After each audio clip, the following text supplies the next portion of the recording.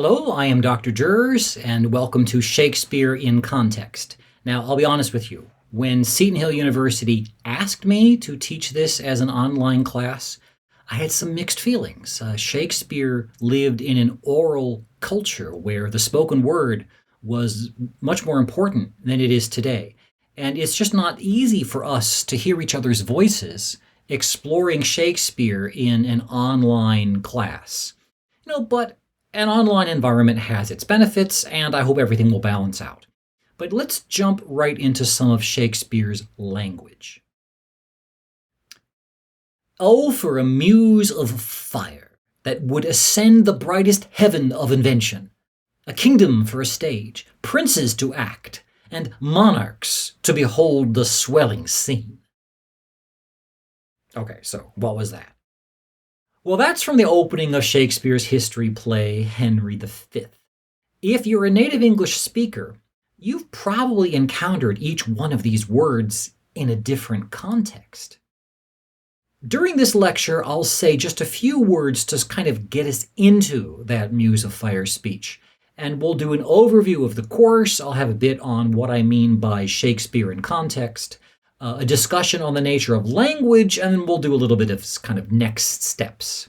You might be shaky on, exactly which of the 9 Muse sisters was the goddess of history and which was the goddess of dance. But I'm guessing most of you would recognize a muse as a person who inspires somebody else to do something great and creative. Now, this classical reference was not meant to signal that the character who's speaking is, intellectual and smarter than you are and a stuffy, distant person. See, the audience would have been familiar with the muses of Greek mythology. They would get this reference, just as I can assume most of you would get it if I were to say to you, he thinks he's Batman, but he's not even Robin. Okay, superheroes are just part of the culture in which we live and breathe, so I can confidently make a throwaway reference to being bitten by a radioactive spider or exposed to kryptonite, just as Shakespeare could confidently expect his audience to understand who the muses were. We in the 21st century have to do some work that Shakespeare's audience didn't have to do. And that's really the purpose of a course called Shakespeare in Context. It makes a space for the effort that it takes for us in the 21st century to recognize these cultural differences from 400 years ago, to make that effort to tolerate at the very least, but maybe to understand and to practice getting better at appreciating and learning and celebrating how cultures differ and how they interact, and seeing how our own English language and our own cultural traditions of storytelling and so forth were so influenced by Shakespeare's work. Shakespeare wrote for an oral culture. His words were originally meant to be heard and to be spoken aloud. Now, if this were a regular in-person class, I could, have you just come to class and pair up and practice reading Shakespeare to each other.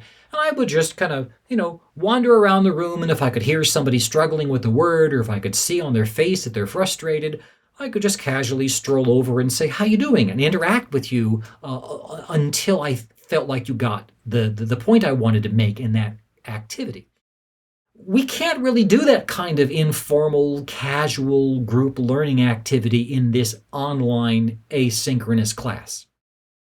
So we'll have to rely on technology. This is not an acting class. It's not a movie production class. But I will often ask you to submit recordings. Most of them are informal. You shouldn't have to do multiple takes.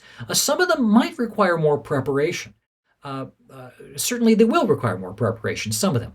But often you have the choice whether to respond by typing out 100 words or recording a 45-second speech. Now, during a recent online class, one student lost her voice, and another student got a concussion and was told not to look at video screens. So as soon as I hear about any kind of accessibility issue or technology issue, I'm happy to try to do what I can to adjust the course content so that everybody can learn all the material. And now, I think after a year and a half of pandemic online learning, you guys are very good at being an online student. But there is an upcoming assignment that asks you specifically to focus on online learning. So I'm not going to spend much time on that right now. So for this course, Shakespeare in Context, my intention is to help you understand Shakespeare's significance and some of his inspirations and what his work might have meant to his contemporaries and what it can mean to us today. You and I know a lot that Shakespeare didn't know. He didn't know about the 5 stages of grief, or about microbes, or Freudian psychology, or feminist liberation theology. Let's shift to a different genre here. Rap music has its roots in a particular cultural context, but it's enjoyed and appreciated in many contexts around the world. Rap has its own specialized language, themes, and style. And the more familiar you are with rap as a genre, then, if you hear a rap song for the first time, the more familiar you are with rap, the more you'll get out of listening to it for the first time.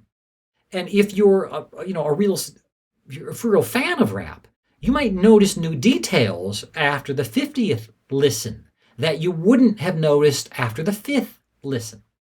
And the same goes for urban fantasy and steampunk and carpentry and cooking. There are cultural practices that you practice and you get better at. Now, Shakespeare would have been totally overwhelmed by the internet that you guys are so comfortable with. But Shakespeare wasn't stupid. This is one of Sir Isaac Newton's illustrations from his book on alchemy. Alchemy, a branch of intellectual inquiry that strove to observe and think about the universe and reveal it as a beautiful and an ordered and a complex and an understandable thing. From a scientific viewpoint, alchemy turned out to be nonsense.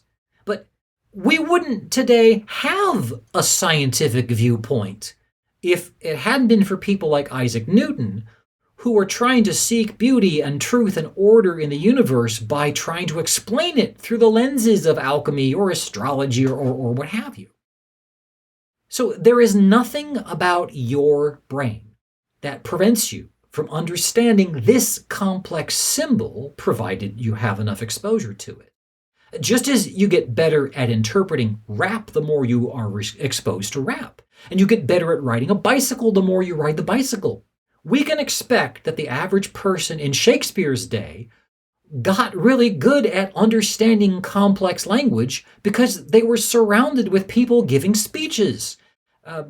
Shakespeare's audiences would probably have gotten more out of hearing a Shakespeare speech for the first time than you and I do, simply because they grew up in a society that valued the ability to give and comprehend and interpret complex speeches. So people got a lot of practice with that skill. And there is nothing about your brain that prevents you from better understanding Shakespeare's language, as long as you practice. And this class is designed to give you that exposure that will help you to develop that skill. So if you look at a passage of Shakespeare and you're puzzled and you kind of don't know where to begin, be on guard against the feeling that you're the only one who's confused. Have you heard of the imposter syndrome? That's when you're worried everybody else is smarter than you are, and they're going to find out that you've been faking it all along, and they're just going to pounce on you at the next mistake that you make and expose you and throw you out.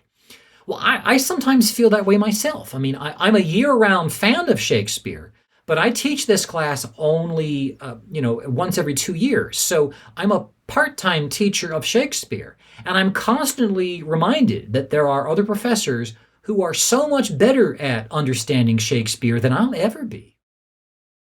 Now, it's not really fair of me to dismiss myself just because I'm not as good at Shakespeare as everybody else. I have other strengths, as do each of you. If you've spent any time at all online, you're very aware that people edit the version of themselves that they reveal online. And in a similar way, the environment in this classroom is totally artificial. In any classroom. I mean, for instance, for this particular lecture, I practiced it numerous times. And, I'm not showing you the versions in which I messed up and stumbled and couldn't save it. So don't fall into the trap that other people's accomplishments come easily with no effort because they're smart. Uh, the rest of us are not waiting for you to make a mistake so that we can pounce on you and expose you and throw you out. That's not what's going to happen here in this class. I just asked you to trust me on that. Okay, a little bit about language in context. About 20 years ago, I was teaching an advanced editing class. And a student that I had a pretty good relationship with, we were kind of sparring a little bit, probably about, the proper usage of semicolons or something exciting like that. And when I got in a bit of a zinger, she was a little flustered and she said, "Shut up!" And that was slang that the cool kids were all using with their friends around that time. And when it kind of came out of her mouth, she put her hand over her mouth and she went white in the face, and everybody was like holding their breath to find out how I would respond. And all I could think of to say was, "No, you shut up." And we all laughed about it and moved on. Language is contextual. Saying shut up to a professor or to a student is usually not appropriate. But in this case, it was okay. Now, another thing I want to talk about. Have you heard of this thing, up-talking? It's that thing that usually young people do that makes old people think they sound uncertain and like starving for affirmation and not ready for grown-up responsibility. Okay, as an English professor, I am not at all interested in policing how people use their language socially. I'm much more interested in observing how people talk and learning about how people, change language to suit their needs. That interests me. Think about the Army. The Army is not about to adopt up-talking, okay? So, maggots, you want to drop and give me 50 and then run 2 miles before you eat your breakfast at 6 in the morning? The Army's not going to adopt up-talking because the Army has its own way of using language. I can certainly think of situations where I would want someone in charge of me to tell me what to do and to sound confident so that I just obey without questions in a crisis. But in other situations, I could really appreciate an authority figure telling me what to do and then taking a second to check. You okay with that? Okay? All right, so in different contexts, we deliver language. We speak language differently. Language is fluid. Generation Z took words like snack and extra and tea and gave them new meanings. Consider based off of. This is a generational thing. People, 40 and up usually would say based off of makes you sound young and, and grammatically incorrect. A base is something that's under something else. So if something is based on something, it's on the base. If it's not on the base, you can't use the word based. In fandom, if you're saying, well, this story is based off of that one, what you mean is it used to be part of this field and now it's gone off and it's its own separate thing. From my perspective, we already have the word spin off of, so we don't need based off of. But, I don't need the word based off of or the phrase based off of. It seems just like a wordy misuse of the perfectly good term based on. But just because it makes me cringe when I hear it, well, it sounds fine to most of my undergraduates. And many of my undergraduates are going to be teachers. And those teachers will not correct future young people who use based off of. It's going to be they and future students who decide whether based off of is sort of going to be a permanent part of the English language or whether it's kind of going to go the way of shut up as like a short-term slang that was tied to one particular generation. Generation Z was not satisfied with the existing words that describe social relationships. So they came up with some of their own words to describe unique social relationships. So young people coined useful and crucial terms like bae and bruh and frenemy and friends with benefits. If you previously think of English as a system of rules to memorize and errors to avoid so you don't lose points, it might be a bit strange to consider English instead as an organic, changing, living, growing thing where it's our job to observe and learn from and appreciate how language changes rather than try to control language. So if some of you like what you've heard me saying about the flexibility of language and the sort of value of young people's slang, you might want to respond with a hearty yeet. But as Hamlet would say, there's the rub. English speakers are creative, and English is flexible. Each generation changes English. This is a good thing.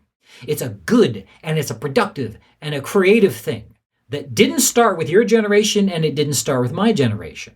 It was a good, exciting living process that was already well underway during Shakespeare's day. And it is exactly this process, this good, this youth-driven process of evolution.